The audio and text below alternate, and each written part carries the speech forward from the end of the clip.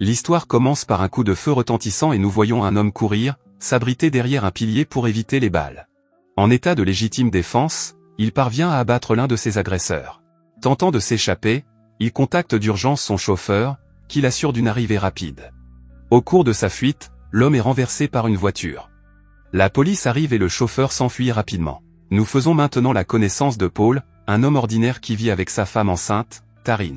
Cette dernière est très enthousiaste à l'idée du bébé qui va naître et presse Paul de finir d'aménager la chambre. Le journal télévisé rapporte un nouvel incident malheureux, le procureur Joshua Gregory est la dernière victime d'une série d'attaques contre des personnalités. Pendant ce temps, le téléphone de Paul sonne, signalant le début de sa journée de travail. En arrivant à l'hôpital, nous constatons qu'il est un infirmier dévoué, prêt pour une nouvelle journée de soins aux patients. Sur place, l'inspecteur Eric Masterson enquête, essayant de comprendre les événements. Le lieutenant Regina Lewis le rejoint, expliquant qu'elle était la première à intervenir et qu'elle a fait de son mieux pour aider. Masterson tente de rassurer Lewis en soulignant que Joshua n'était pas totalement sans défense, il a tiré sur l'un des agresseurs. Au cours de la conversation, l'inspecteur Jones ajoute que 2 personnes blessées par balle ont été récemment admises dans des hôpitaux locaux. À l'hôpital, Abbé est gravement blessé, commotionné et inconscient. Paul remarque une fenêtre ouverte et un homme entre et l'attaque. L'intrus s'empare de la carte d'identité de Paul et s'enfuit rapidement. Peu après, Paul fait une déclaration à Lewis et tous deux ont une brève conversation avant qu'elle ne lui remette sa carte. Janet, la directrice, conseille à Paul de prendre le reste de la soirée et il rentre chez lui. Lorsqu'il raconte à sa femme ce qui s'est passé, elle est un peu inquiète. Alors que Paul se rend à la salle de bain, il est abattu par derrière. L'agresseur s'en prend également à sa femme avant de revenir assommer Paul. Plus tard, Paul se réveille lorsque le téléphone sonne, entendant les cris et les sanglots terrifiés de sa femme. La personne au téléphone informe Paul qu'il s'est retrouvé dans une situation délicate. Il lui ordonne de retourner à l'hôpital et d'aller chercher son frère sans parler à personne, sinon sa femme sera en danger.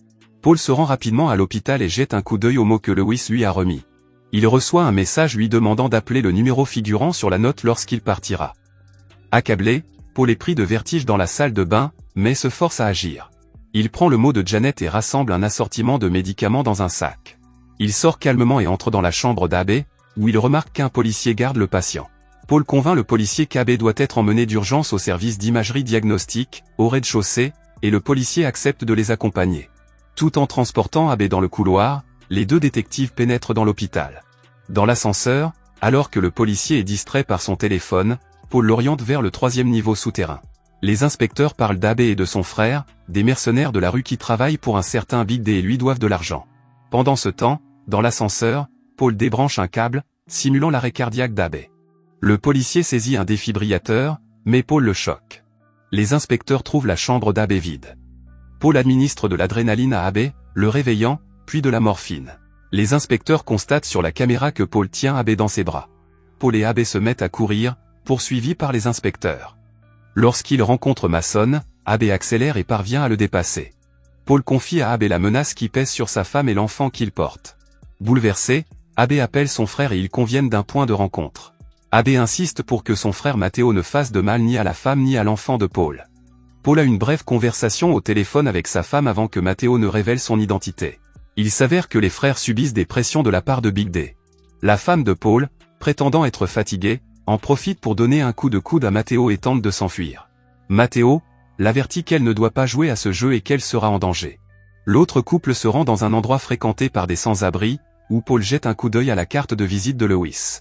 Pendant ce temps, Lewis enquête sur le lien entre les 2 frères et le bureau du procureur. Masterson explique que Matteo encourait une peine de 10 ans de prison, mais qu'Abbé avait offert à Joshua, aujourd'hui décédé, une clé USB contenant des preuves contre des policiers corrompus.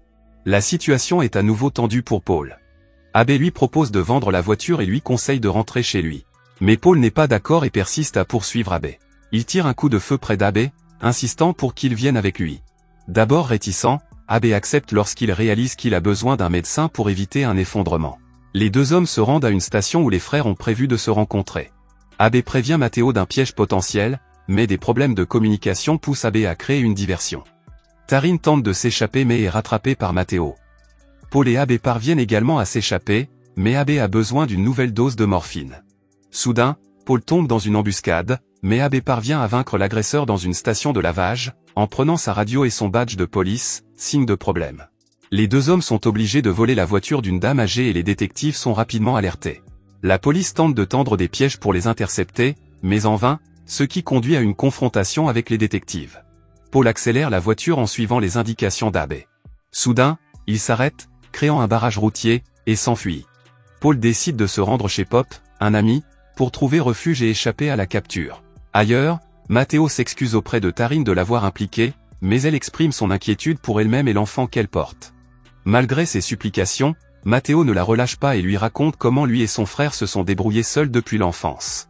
Matteo entre dans une usine cachée, sans savoir qui les suivit. Pendant ce temps, Abe et Paul discutent du fait que Pop était l'un des anciens clients de Paul qui l'avait aidé. Dans l'usine, Matteo informe Taryn qu'il pourra partir quand Abe arrivera. Il cache le sac de sport qu'il a reçu de son frère et reçoit un autre message désagréable de Big D. Abe et Paul reçoivent l'approbation de Pop et se rendent chez une personne connue sous le nom de Big Sheta. Abe demande une faveur à Sheta, mais celui-ci affirme qu'il n'a aucune faveur à accorder. Pendant qu'ils discutent, Paul recharge son téléphone et reçoit un appel de Matteo. Il répond juste au moment où Abe reçoit les clés de la voiture.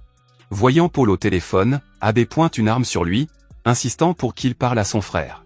Un message d'avertissement arrivé, tenant Paul en joue, Abe l'accuse d'être responsable de la mort de sa femme. Parallèlement, le stress de la journée déclenche les douleurs de l'accouchement chez Taryn.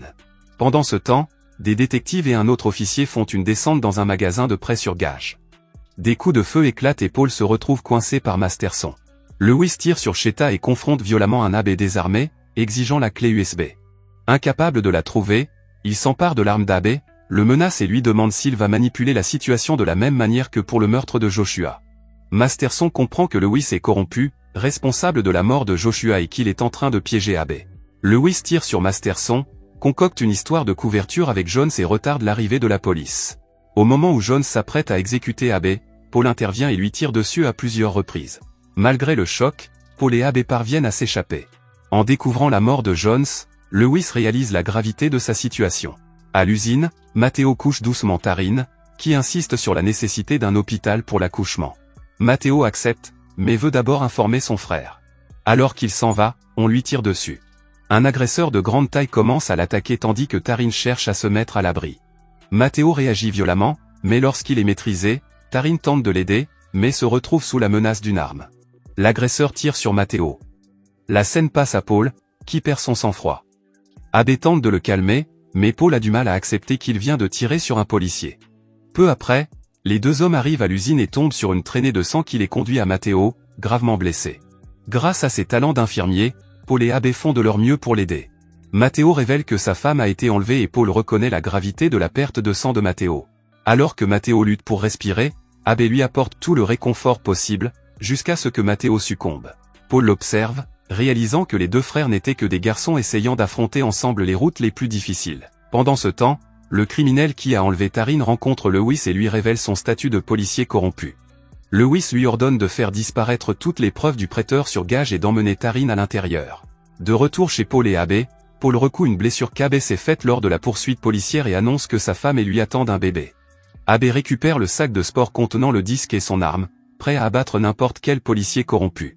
Malgré les efforts de Paul pour le dissuader, Abe insiste sur le fait que c'est la seule façon de sauver sa femme. Paul propose de récupérer la cassette chez le prêteur sur gage pour impliquer Lewis. Taryn est amené dans l'entrepôt et Lewis affirme que Paul est responsable de la mort de son partenaire, jurant de se venger. Abe et Paul se rendent dans une maison piégée, à la recherche de Big D. Un personnage redoutable apparaît, mais il ne semble pas être celui que l'on attendait. Il défie Abe de s'être montré alors que ses hommes le poursuivaient. Abe offre l'argent du sac, mais Big D le juge insuffisant et ordonne à ses hommes d'attaquer. Cependant, après avoir ouvert une clé USB, les hommes s'inquiètent et réalisent qu'ils ont réagi de manière excessive. Abe révèle que la clé USB contient les noms, adresses, comptes bancaires secrets et mots de passe de policiers corrompus, ce qui impressionne Big D. Il invite Abe et Paul à entrer. Pendant ce temps, Lewis et son complice effacent des preuves au mont-de-piété. Observant Taryn, Lewis choisit de contacter Paul. La femme l'informe sans détour que sa femme est en train d'accoucher et qu'elle n'en a plus pour longtemps. Elle lui donne les coordonnées et une heure pour la rejoindre. Big D informe Abe et Paul que sa source interne l'a informé que la femme de Paul est détenue dans un immeuble associé à un trafiquant de drogue. Intrigué par toute cette histoire, Big D écoute Abe raconter comment son frère risquait une peine de 10 ans de prison et a négocié un marché, la voiture en échange de la liberté de son frère, avec la nécessité d'un transfert personnel. Abe se souvient avoir découvert Joshua mort et s'être échappé de justesse par une fenêtre. Les deux hommes sont ensuite équipés d'uniformes de police, Big D déclarant qu'ils sont désormais en charge. Lui et ses hommes se mettent en route, Big D orchestrant l'opération comme s'il dirigeait un film. Paul avertit Lewis lorsqu'ils atteignent l'endroit prévu. Big D met en scène une scène dramatique dans laquelle une voiture est poussée dans la rue, est incendiée avec un cocktail Molotov et entre en collision avec une voiture de police, provoquant une explosion près d'un poste de police. Paul appelle le 911 pour signaler l'incendie et la police se rend sur les lieux. Big D demande à l'un de ses hommes de capturer le gros bonnet. Alors que Lewis s'approche du spectacle enflammé, une ambulance arrive également, indiquant à Paul et Abe qu'il est temps d'agir. Au milieu du tumulte, Taryn saisit l'occasion de s'échapper et se cache dans le bâtiment. Utilisant le chaos comme bouclier, Paul et un faux Abe blessé s'infiltrent dans le commissariat. Ils se déplacent dans les couloirs tandis que Taryn est découverte et traitée avec rudesse par l'officier corrompu. Lewis entre dans le commissariat mais est immédiatement confronté à Abe, qui la tient en joue et la désarme. Pendant ce temps, Paul se précipite vers le son des cris de sa femme et engage un combat physique avec le policier corrompu. Se débattant d'abord, Paul parvient finalement à poignarder le policier avec une seringue. Il se précipite vers sa femme, tandis qu'Abe contraint Lewis à se mettre à terre. Lewis parle avec passion de la profondeur de la corruption, sans savoir qu'Abe l'a secrètement enregistré dans son bureau. Elle s'en rend compte alors qu'elle poursuit son discours, avant d'être réduite au silence par un violent coup de pied d'Abe. À l'extérieur, le partenaire de Big D annonce la capture d'une séquence cruciale, qui marque la fin de son implication. Non loin de là, des journalistes rendent compte de la scène en cours. Abe s'approche de l'un d'eux, lui remet la caméra cachée et s'autorise enfin un moment de soulagement et un sourire. À l'intérieur, Taryn est en train d'accoucher. Lewis reprend conscience, voit son visage dans les journaux et remarque une arme à proximité. Alors qu'elle s'en saisit, des policiers envahissent la pièce. Alors qu'elle tente de tirer, elle est renversée par les policiers. Un an plus tard, Paul profite d'un moment d'insouciance avec son fils à l'occasion de son premier anniversaire. Il présente le gâteau d'anniversaire et Paul reçoit un message sincère d'Abe. Le trio pose pour une photo de famille.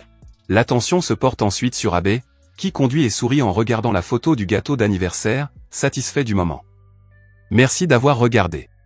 Si vous avez aimé la vidéo et que vous souhaitez aider la chaîne à grandir, laissez un like, un commentaire et abonnez-vous.